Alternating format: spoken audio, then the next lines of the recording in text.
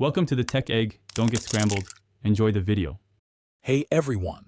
In this video I will explain how to remove your Chevy Colorado headrest. This process is straightforward once you know the trick. First, make sure your seat is adjusted to a comfortable working height, giving you easy access to the headrest. Then, gently pull the headrest all the way up to its maximum height. This provides the necessary clearance and prepares the headrest for the next crucial steps. Now, let's find the hidden release mechanism.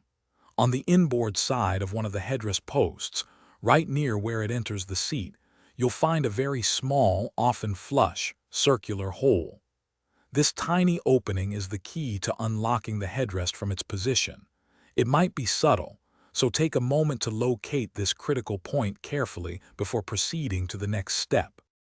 Once you've found that small hole, grab a thin, rigid tool.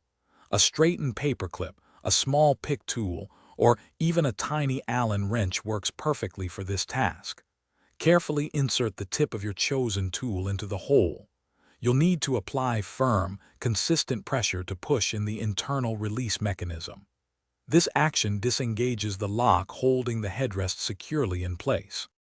With the tool firmly pressed into the release hole, use your other hand to pull the headrest straight upwards.